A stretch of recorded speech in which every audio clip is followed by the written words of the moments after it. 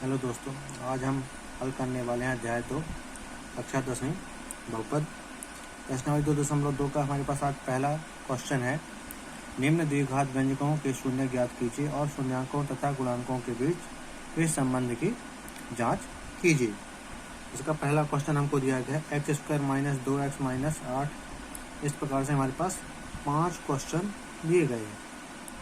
सबसे पहले यहाँ पर हम समझ लेते हैं कि द्विघात बहुपद क्या है। द्विघात बहुपद यहाँ पर दिया गया है। द्विघात बहुपद का सूत्र हमारे पास याद रखना है हमको, ax² धन bx धन c। जो द्विघात बहुपद होता है वह इस रूप का होता है, ax² धन bx धन c। अगर इस प्रकार का दिया गया है तो इसके के शून्यक अल्फा और बीटा हो, तो अब इसके शून्य क्या होंगे, अल्फा और बीटा। अल्फा और बीटा, ये अल्फा कहलाता है और ये बीटा कहलाता है। अल्फा और बीटा हो तो अल्फा प्लस बीटा बराबर सूत्र होता है -b/a एवं अल्फा इंटू बीटा बराबर सूत्र होता है c/a। ये आपको याद रखना है कि द्विघात बहुपद ax² + bx + c के रूप का होता है। इसके शून्यक अल्फा और बीटा हैं। अगर तो इसके सूत्र बनेगा अल्फा प्लस बीटा बराबर -b/a एवं अल्फा इंटू बीटा बराबर c/a। तो हमको जो पहला द्विघात दिया गया है इसकी हम तुलना करते हैं। देखो, आपको रफ कार में हम यहाँ पर बताएंगे कि किस प्रकार से आपको तुलना करनी है। x² - 2x - 8 ये आपको द्विघात दिया गया है। अब आपको अपना द्विघात बहुपद जो दिया गया है उससे हमको तुलना करनी है। ax² + bx + c इस प्रकार का होता है। तो यहाँ पर x² से x² की तुलना करनी है, x से x की तुलना करनी है। जो लास्ट वाला पद है इससे इसकी करनी है। जो लास्ट वाला जो c दिख रहा है ये कहलाता है अचर पद। क्या कहलाता है यहाँ पर, अचर पद। x के साथ जो भी संख्या होगी वह x का गुणांक कहलाएगी और x² के साथ जो भी संख्या होगी वो x² का गुणांक कहलाएगी। जैसे यहाँ पर x² के साथ a है तो यहाँ पर x² जो है a का गुणांक क्या है, x²। इसी प्रकार से यहाँ पर x का कोई संख्या नहीं, मतलब 1 माना जाता है, तो यहाँ पर हम कह देंगे x² का जो गुणांक है कितना है, यहाँ पर 1। क्लियर है, इस चीज़ को याद रखना है हमको। तो अब हम सबसे पहले यहाँ पर अपने समीकरण द्विघात बहुपद में हल करना है x² - 2x - 8। तो अब आपको इसमें समझ लेना है, ये कहलाता है आपका प्रथम पद, ये कहलाता है मध्य पद, ये कहलाता है अंतिम पद। ठीक, 3 पदों में विभाजित है ये। प्रथम, ठीक, पहला पद कहलाएगा, दूसरा मध्य पद कहलाएगा और तीसरा अंतिम पद कहलाएगा। अब मैं जो बोलने जा रहा हूँ उस चीज़ को आपको बहुत ध्यान से गौर से सुनना है और समझना है। अगर आपसे यह बन गया तो आप समझें आप पूरे के पूरे क्वेश्चन हल कर ले जाएंगे। अगर आप इसको नहीं समझ पाए तो आप नहीं कर पाएंगे। इसलिए आपको ध्यान से सुनना है और समझना है। अगर आप हमारे चैनल पर नए हैं तो चैनल को सब्सक्राइब करें, फिर और वीडियो को शेयर करें, लाइक करें। अब आपको सबसे पहले इसमें क्या करना होता है, ये प्रथम पद कहलाएगा, ये मध्य पद और अंतिम पद। ठीक, तो मध्य पद को इसमें क्या करना होता है, तोड़ना होता है हमको। मध्य पद को हमको तोड़ना है, 2 भागों में तोड़ना होता है। ठीक, याद रखना है कितने भागों में तोड़ना है, 2 भागों में इसको आपको तोड़ना है। ठीक, 2 भागों में तोड़ना है आपको। क्लियर, आपको जोड़ें या घटाएं। ठीक, 2 भागों में तोड़ना है, चाहे तो आप जोड़ें या घटाएं। आपको -2 का -2 प्राप्त होना चाहिए।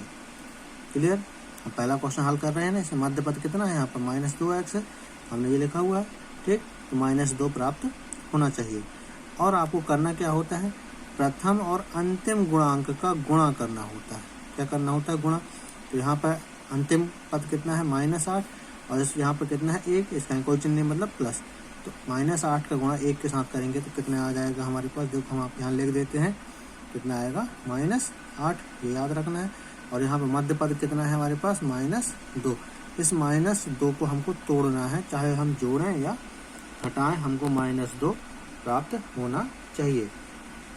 तो -2 प्राप्त करना है हमको। कौन कौन संख्या से प्राप्त हो सकता है, अगर हम 4 में से 2 घटाते हैं, कितना, 4 में से 2 घटाते हैं तो हमको कितना प्राप्त होगा, 2।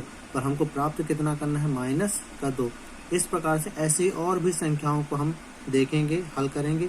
उसके बाद हमको पता चलेगा कि -2 कैसे प्राप्त होगा। अगर हम इसमें कुछ बदलाव करें तो हमको देखो कुछ प्राप्त हो सकता है। -4 + 2 करें अगर हम -4 + 2, तो यहाँ पर क्या हमको -2 प्राप्त हो सकता है। देखते हैं, -4 और +2, माइनस का गुणा प्लस के साथ होगा तो कितना हो जाएगा। यहाँ पर -4 में से 2 जाएगा, क्योंकि माइनस हो गया। 4 में से 2 जाएगा तो कितना आएगा आपके पास, 2। और हम जानते हैं बड़ी संख्या के आगे का चिन्ह आता है। बड़ी संख्या क्या है, 4, 4 के आगे चिन्ह लगा है माइनस, ये आएगा -2। तो देख सकते हैं हमने इस -2 को 2 संख्याओं में तोड़ा, -4 और +2, जिस पर हमको ये -2 प्राप्त हो रहा है। ठीक, तो -2 को हम लिख सकते हैं -4 और +2। अब आपको इसको क्रॉस चेक करना है। क्रॉस चेक कैसे होगा, जो ये 2 संख्या आई हैं आपने सही ली हैं या गलत हैं, इस चीज़ के लिए आपको क्या करना होगा।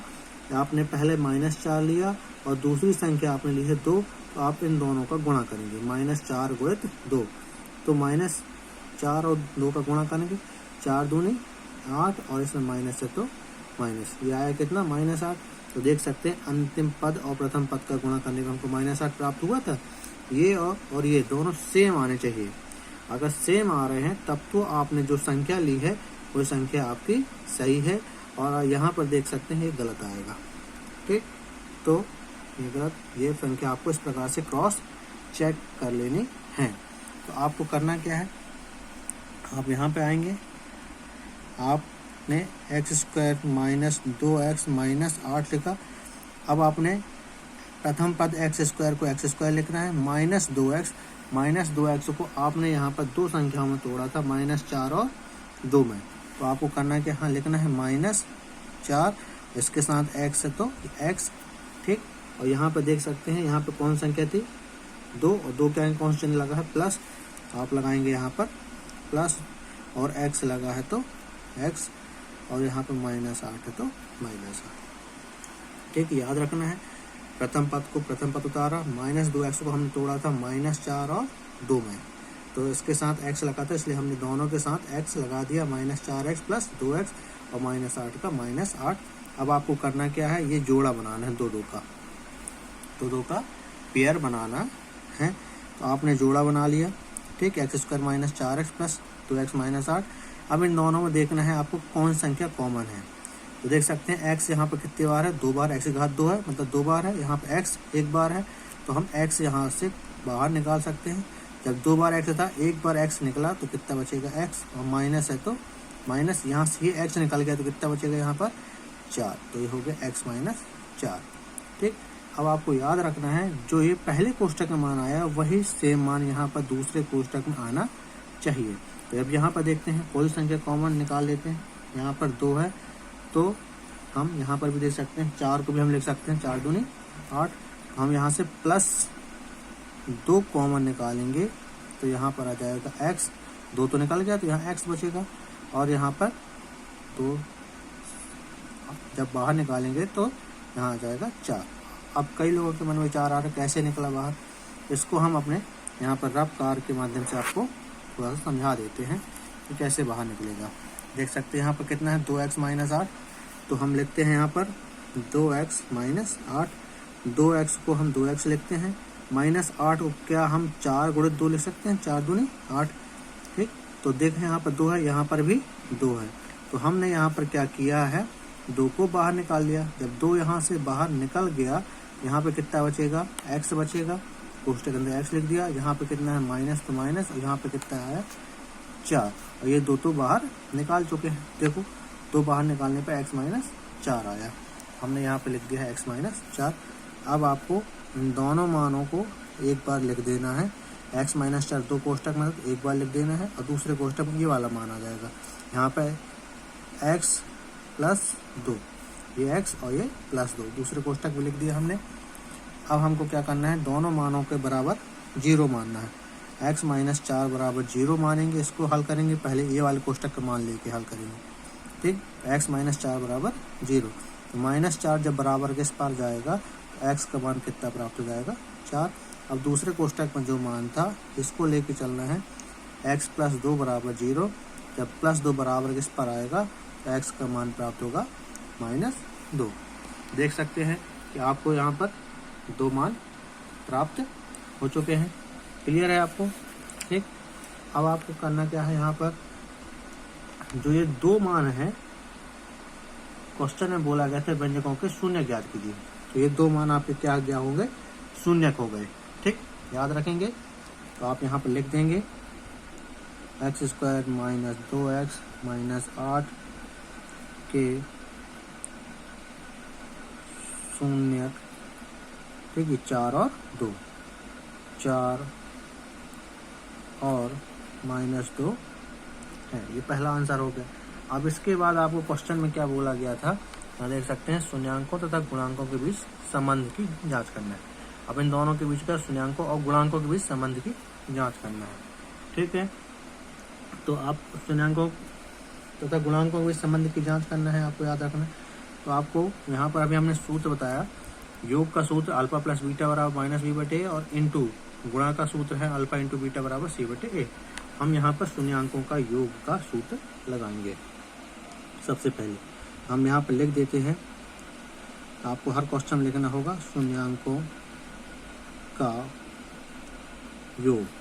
शून्यांकों का योग का सूत्र कितना है, अल्फा प्लस बीटा। ठीक, अल्फा प्लस बीटा लिखना है। अल्फा का मान सबसे पहला वाला मान कहलाएगा और बीटा का मान दूसरा वाला मान कहलाएगा। जो हमने दो शून्यक निकाले, इसी में से सबसे पहला वाला मान अल्फा का और दूसरा वाला मान किसका कहलाएगा, बीटा का। तो अल्फा का मान कितना हो गया हमारे पास यहाँ पर 4, ये प्लस चिन्ह लगा है तो प्लस चिन्ह लगाया हमने। ठीक, अब यहाँ पर माइनस 2 है तो माइनस 2 को हमने कोष्टक के अंदर लिख दिया। अब इसको हल करते हैं तो 4 माइनस का गुणा प्लस के साथ होगा तो हो जाएगा माइनस और 2 का 2, 4 में से जब 2 घटाएंगे तो आएगा कितना आपके पास 2। ठीक, तो अभी हमने सूत्र लगाया सिर्फ अल्फा प्लस बीटा, हमारे पास आंसर कितना निकल के आया 2। अब इसके बराबर सूत्र कितना बन रहा है, बराबर माइनस बी बटे ए। कितना बन रहा है हमारे पास, याद रखना है माइनस बी बटे ए। हम यहाँ पर लगाएंगे अब कितना, माइनस बन रहा था वहाँ पर तो ये माइनस, ठीक, और बी।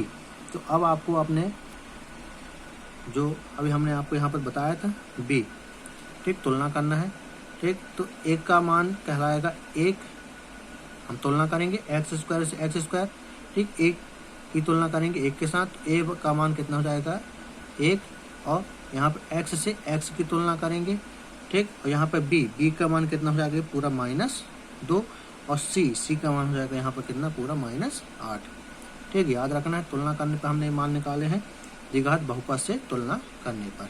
ठीक, तो b का मान कितना हो जाएगा -2। ठीक, तो हमने b का मान लिख दिया -2। ठीक, और सूत्र में कितना था, बटे पे a। ठीक, माइनस का माइनस हमने लगाया, ध्यान दे सकते हैं यहाँ पर आप।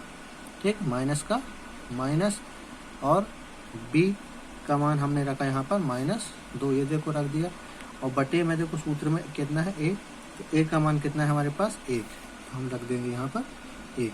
क्लियर। अब आपको यहाँ पर माइनस को माइनस लिखना है। जो -2 है वो किसका गुणांक है, यहाँ पर देख सकते हैं, अभी हमने बताया था ये किसका गुणांक है, x के साथ है, तो ये किसका गुणांक है, x का गुणांक है। तो आपको लिख देना है -2 जो है x का गुणांक। ठीक, ये हो गया, कोष्टक बंद कर देंगे। बटे पे आते हैं, बटे में आ गए। ठीक, बटे में कितना लिखा, 1। जो 1 है, 1 किसके साथ है, x² के साथ, तो ये किसका गुणांक कहलाएगा, x² का गुणांक कहलाएगा। तो यहाँ पे आपको लिख देंगे x² का गुणांक। ठीक, ये आपका आंसर। माइनस का माइनस रखेंगे, -2 जो है, -2 किसके साथ है, यहाँ पर देख सकते हैं x के साथ, तो x का गुणांक, और यहाँ पर हमारे पास बटे में 1 है, 1 किसके साथ है, x² के साथ, तो x² का गुणांक। हमने शून्यांकों का योग निकाल लिया। ठीक, अब हमको शून्यांकों का गुणनफल निकालना है। हम यहाँ लिखेंगे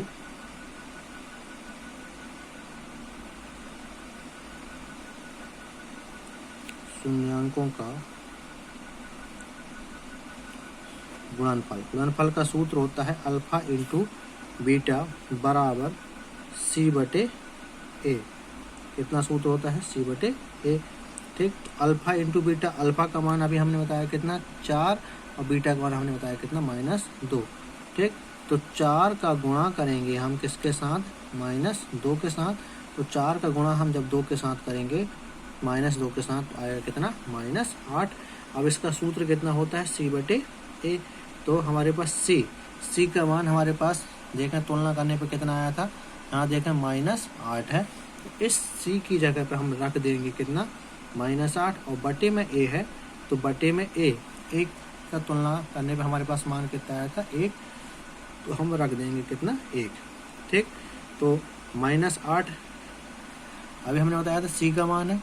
C क्या कहलाता है, अचर पद। ठीक, तो हम यहाँ लिख देंगे अचर पद बटे पे 1 अभी हमने बताया था यहाँ पे 1 किसका गुणांक है, x² का, तो यहाँ लिख देंगे x² का गुणांक। ठीक, ये आपका आंसर। अब इसमें हमने तुलना की है, उस चीज़ को आपको बता देते हैं किस प्रकार से। देखें हमने योग किया 4 और -2 यहाँ पर, तो हमारे पास आंसर कितना है, 2 आया। अब हमने इसका सूत्र लगाया था -b/a। ठीक, तो माइनस गुणा -7 होगा, कितना हो जाएगा, +2/1। 2 में से 1 का भाग दोगे तो कितना आएगा, 2। देख सकते हो दोनों बराबर आ रहे हैं। इसी प्रकार से अल्फा इंटू बीटा, हमने अल्फा और बीटा का मान रखा 4 दूनी -8 आया, माइनस है। अब हम C/A, C का मान हमने रखा -8, A का मान रखा 1, तो -8 में 1 का भाग देंगे तो कितना आएगा, -8। इस प्रकार से हमारे पास दोनों मान बराबर हो रहे हैं, तो हमने संबंध की जांच कर ली, बिल्कुल सही आंसर है। अभी हम एक ही क्वेश्चन हल करेंगे, अगला क्वेश्चन दूसरे पार्ट में हल करेंगे। वीडियो पसंद आई हो तो वीडियो को लाइक करें, शेयर करें और सब्सक्राइब करना ना, चैनल को सब्सक्राइब करना ना भूलें। धन्यवाद।